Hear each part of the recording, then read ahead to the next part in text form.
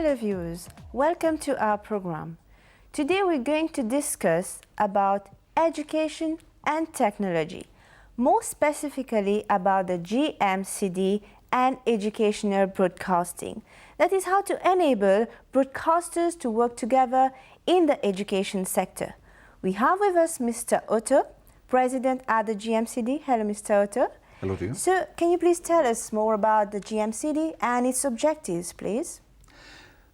The GMCD is or was established sometimes back to meet with the challenges of many nations when it comes to education and educational needs in a modern and globalized world.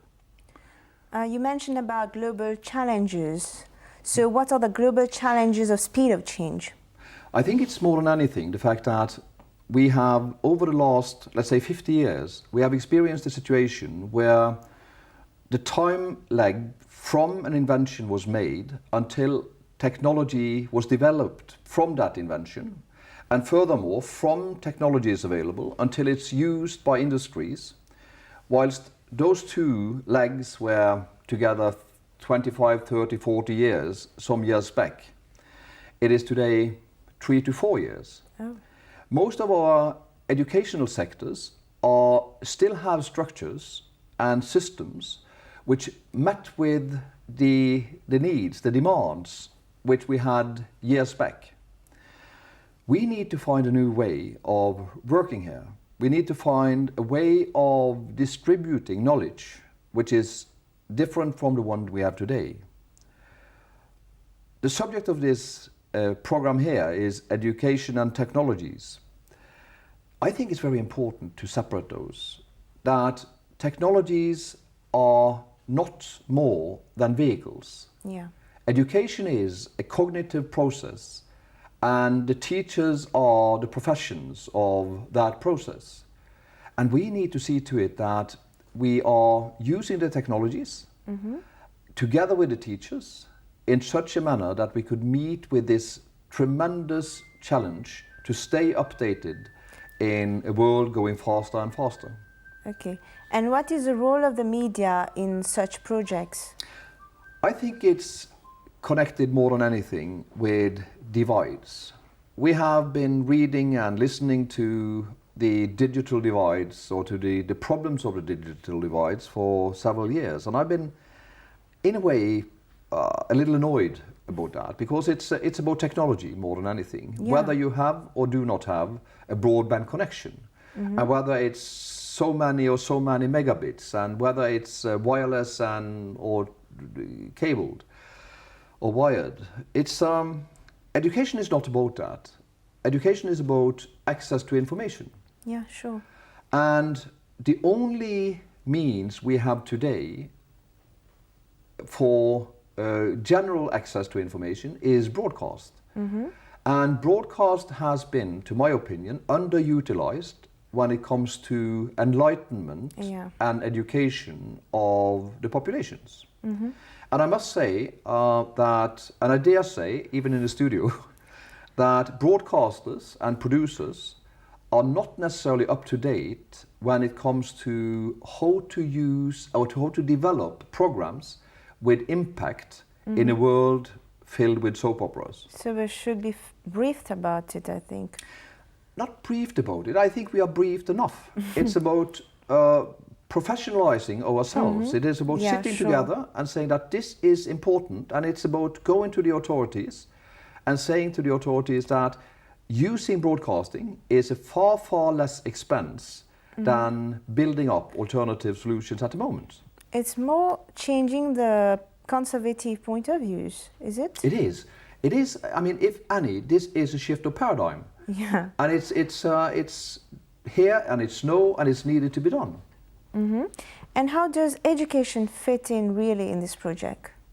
Education is, you know, we have to look at learning and education here as two different things.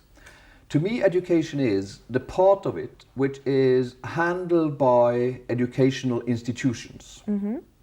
They could be broadcasting, like you with your entity here dealing with broadcasted education. Yeah. And it could be schools.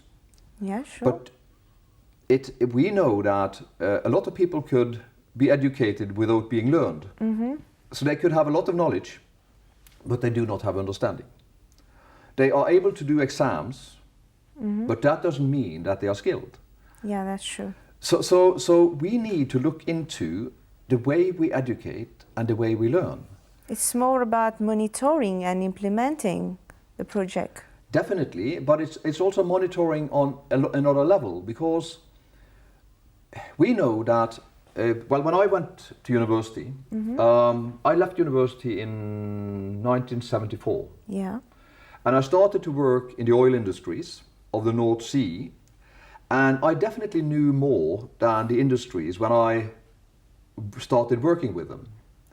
Today, based on what we said initially, we have a situation where most students, when they are entering a company, will have to learn before they could start working. So the educational system is lagging behind the industries, and it's impossible for them to stay to keep the pace. To keep a pace. It's just impossible. And we have to realize that. And the question then is, what kind of role should educational institution have? Yeah. And then we have learning, and we know that learning is not the responsibility of the teachers. Learning is the responsibility of the student. Of course. The learning is a cognitive process within the student, and the family and the student need to take care of that, especially for the years to come, where learning will have to take place for years and years after you left school. And the only person who could be responsible is the individual. But nevertheless, even the role of a teacher is very important as a secondary socialization and all. So it is important that the teacher is really empowered and know how to educate. Exactly. And it's also very important that the teacher is coaching the students in such a manner that they are motivated for learning after they leave school. Exactly. And that is, to my opinion, one of the biggest challenges we have. Because after leaving school, I think the broadcasters, the media, do have a huge role in making people stay informed. To keep in touch with knowledge and all. Yeah. Now let's shift to educational broadcasting. Can you tell us more about this software? Well, first of all, what we are doing, and that's only possible due to the fact that memory is, data memory is getting cheaper and cheaper. Yeah. So what we have been doing is to load big databases with educational material and supportive material onto a hard disk that could be distributed at a very low cost to schools. Whether they keep it per classroom or one per school doesn't really matter. And it's totally possible today to have a hard disk with 500 gigabytes and all the material available within a country, and on top of that supported material from other countries available to any school at a cost of around $500. This is creating a great network then. It is. And that is also making a community of practices between teachers in different countries. Definitely, yeah. I mean, why should a teacher here who would like to teach on the Napoleonic Wars make a presentation from scratch if that's already done by a teacher in Paris? I mean, how can we make a situation, how could we create a community of practices so that content could be developed in interaction? And it's kind of making them more professional indeed. Oh, definitely. Yeah. Definitely. And I think it's also, when you're into that kind of a system, I think you're more inspired. Yeah, sure. But of course, changes like these are scaring people. And they're saying that, well, I don't know how to push the buttons and this is scary. And I think that it's maybe one of the biggest challenges is to teach the teachers. It is to work with the teachers and to allow the teachers to test, to run, to try, This is not done in 4 days. This is a thing that will have to take place, and it will take time to implement, but it's definitely leaving us with gigantic advantages, cost-wise, and also impact-wise, if we do this correctly. I mean, first of all, we are evolving globally, okay? And I think the teachers will have to break that conservative mindset and accept the changes. I mean, accept the challenge, of course. And yeah. Well, I don't think that any profession wanting to maintain what they have before they launch into something new is necessarily conservative. It might be that they are just kind of guarding what they know and think that we should keep that until we know that the new thing is better. And I think that's a pretty wise point of view, isn't it? Yeah, sure. But it's about seeing to it that those people who are having the shoes on are those who should tell whether they fit or not. and it's about working together with them to see that how can we do this. Because what is very clear in any country, we have been working a lot now with CETV in China, which is by far the largest educational broadcaster in the world, huge. And what we see is that they just want to use a system like the one we are discussing to make the schools or to make content available for all the schools. And we made some calculations. And if you just look at the updating of written and printed material and the cost of that relative to a situation where you could use broadcast capacity to upgrade maps every 14 days. Wow. That's great. It doesn't really matter. It costs next to nothing. To upgrade the database of maps. It could be information about countries, it could be information about news, political development in different parts of the world. That is done at a cost that is a fragment of what it is today. And it is improving the access to knowledge for both teachers and students, of course. Definitely, and more than that, it's also giving you access to information about situations which might be geographically far from you, but are still influencing on you. Yeah, exactly. And that is one of the biggest problems we have, honestly, because, I mean, some 40 years ago, it didn't matter much if the gas line from Ukraine could not lead into Europe. I mean, people wouldn't pay much attention to that. Nowadays, that is influencing on the cost of energy in Mauritius. So globalization is also meaning and transnational network. Exactly, and it's meaning that we are getting closer, and we need to understand, and we need to position ourselves to be able to tackle our challenges based on the fact that we are working more closely together with others. Yeah, that's true. And now what about the hardware, the costs of educational broadcasting? Well, first of all, I think educational broadcasting, like you have it here, I've been lucky enough to have a look at some of your DVDs, and I'm pretty amazed at what you have, because I think we could use some of that for other countries as well. Yeah, definitely.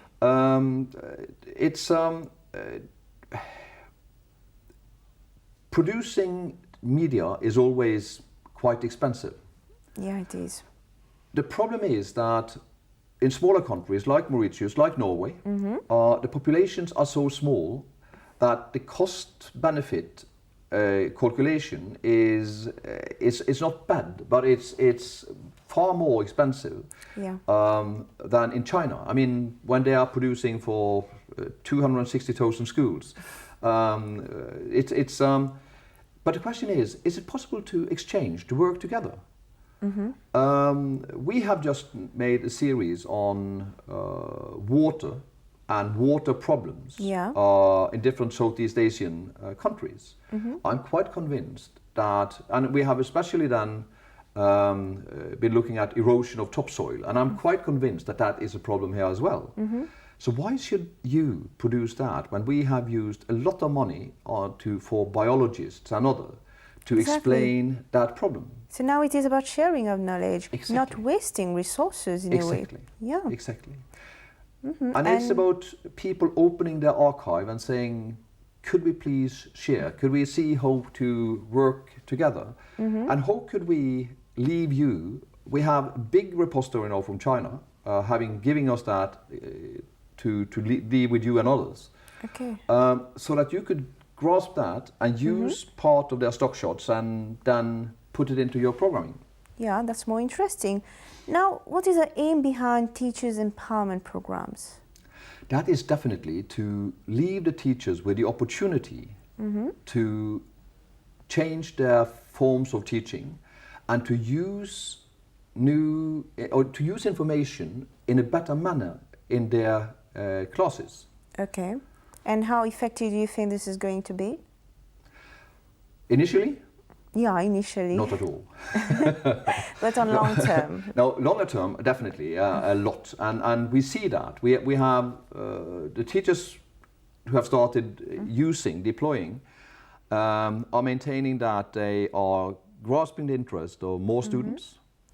They are able to, using media and multiple choice tests in connection with it in a good manner is generating discussions between the youngsters in a manner so that the learning part is becoming a kind of process between students as much as a dialogue between the teacher and the student. And so you have been doing impact assessments then? Oh, definitely. It's an impact assessment is a thing that we've had to live with for many years when we have dealt with media-based interventions on behalf of the World Health Organization and USAID and others, and the Norwegian NORAD. Where we have to measure impact, and most of that is not quantifiable. It is parameters that will be based on the opinion of people. Yeah.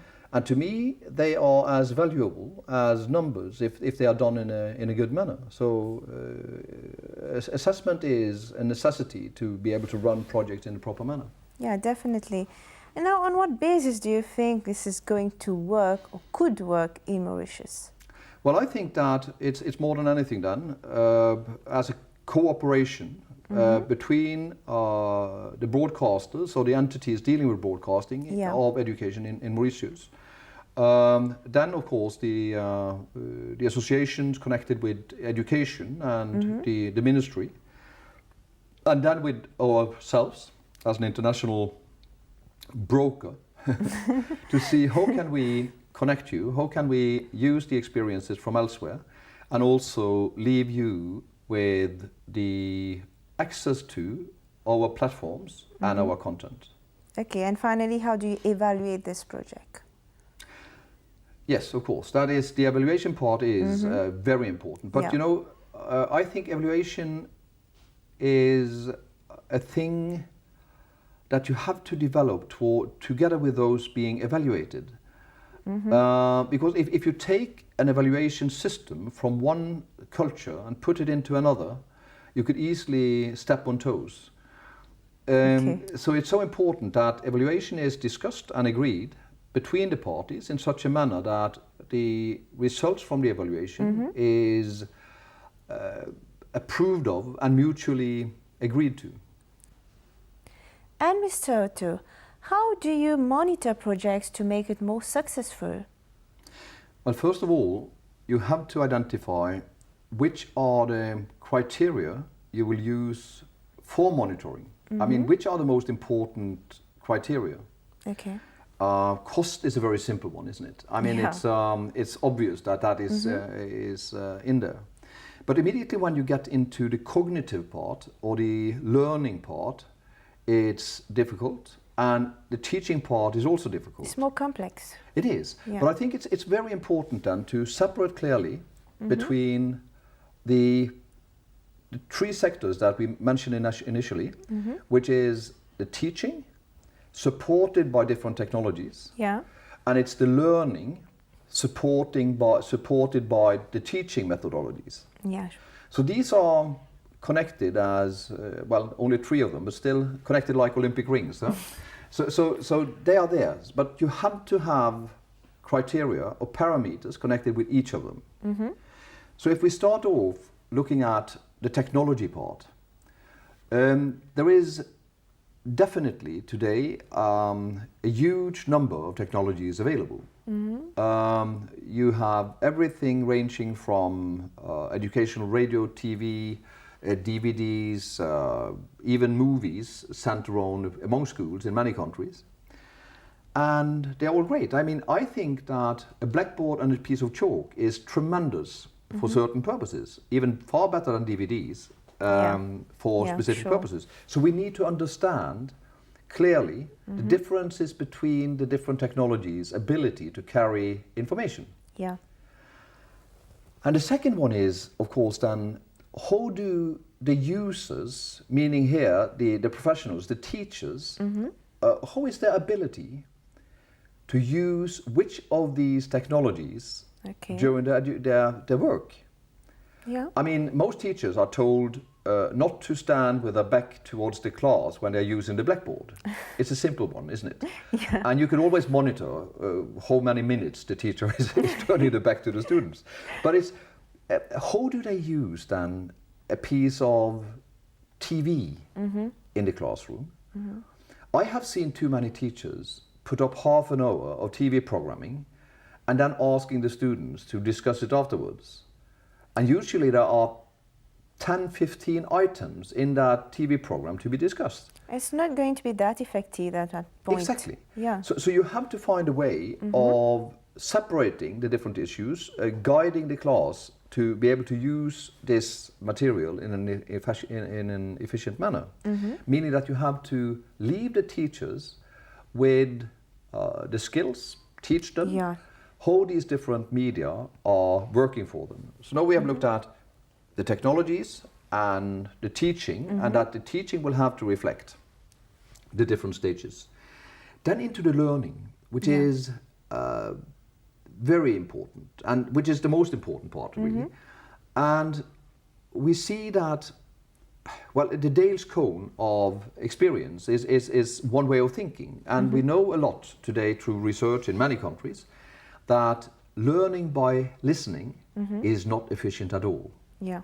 Learning by doing is far, far more efficient. So if you could engage into a process, the learning process is far easier. So the question is now, how do we take the technology together with the teaching and make that a process that is making the learning efficient? And the three factors are interconnected. So thank you, Mr. Otto. Viewers, we have now come to the end of our program. We have come to know about the GMCD and the educational broadcasting and the relationship between education and technology. So until next time, it's goodbye from us.